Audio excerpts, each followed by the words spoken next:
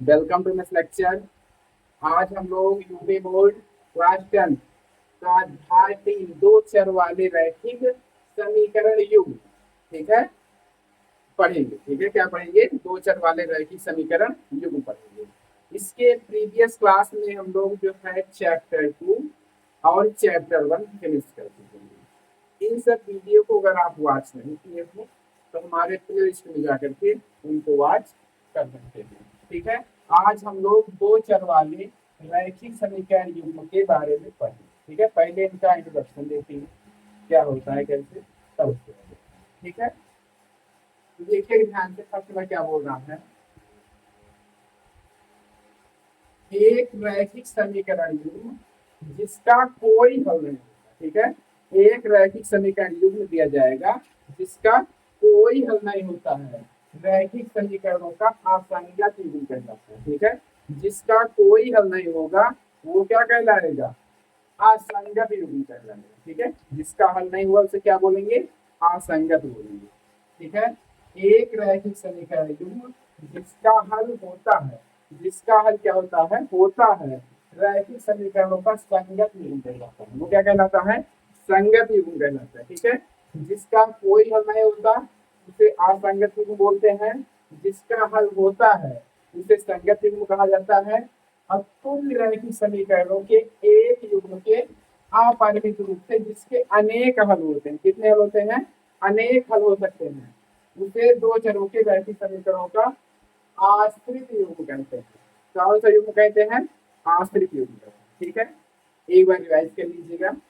जिसका देखिए कोई हल नहीं, क्या होगा? कोई हल नहीं होता उसे असंगत युग्म बोलते हैं। ठीक है, और जिसका कोई न कोई हल होता है उसे संगत युग्म बोलते हैं। और जिसके अनेक हल होते हैं उसे आश्रित युग्म बोलते हैं। ठीक है, I hope you are understand, आप लोग समझ गए होंगे। ठीक है, and focus next point. Next point देखिए क्या कह रहा है। रेखाएं एक बिंदु पर प्रच्छेद कर सकती है। देखिए यदि रेखाएं जो है बिंदु पर क्या कर रहे हैं? प्रच्छेद कर रही हैं, तो इस स्थिति में समीकरण का अद्वितीय हल होगा। कैसा हल होगा? अद्वितीय हल होगा। यदि रेखाएं प्रतिच्छेद कर रही हैं, ठीक है, तो ये कैसा समीकरण युग्म हो जाएगा? अविरोधी समीकरण युग्म। जिस केस में a1/a2 is not equal b1/b2 रहेगा। ठीक है, तो वो कैसी बिंदु रहेंगी? परिच्छेद करती हुई रेखाएं रहेंगी। ठीक है, सेकंड नंबर क्या कह रहा है? रेखाएं समांतर हो सकती है। क्या हो सकती है? रेखाएं समांतर हो सकती है। इस स्थिति में समीकरण युग्म का कोई हल नहीं। जब जो है उसका कोई हल नहीं होगा तो असंगत समीकरण युग्म कहलाएगा। या कैसा युग्म कहलाएगा? असंगत समीकरण युग्म कहलाएगा। इस केस में a1/a2 equal b1/b2 is not equal c1/c2।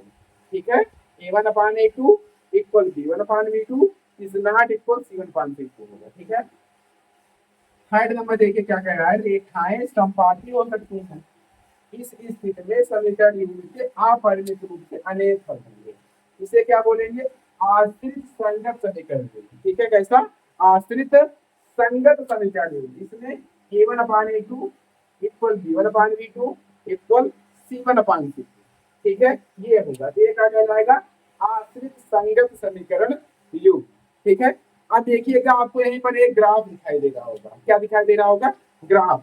तो ग्राफ को हो सकता हो तो आप लोग जैसे नोट डाउन कर लीजिएगा, नहीं तो आपको बुक में आपको मिल जाएगा। ठीक है, अगर यही आपको ग्राफ अगर याद रहा, ग्राफ जो है आपके माइंड में सेट रहा, तब फिर जो है आप एग्जाम में अच्छा स्कोर कर पाएंगे। इसमें का एक भी क्वेश्चन नहीं छूट सकता है। ठीक है, केवल इस ग्राफ की वजह से। ठीक, तो ग्राफ को ध्यान में रखिएगा। I hope you are understand. आप लोग यहाँ चैप्टर समझ गए होंगे। अब हम इसके एक्सरसाइज फोकस करेंगे। तब तक के लिए बाय बाय।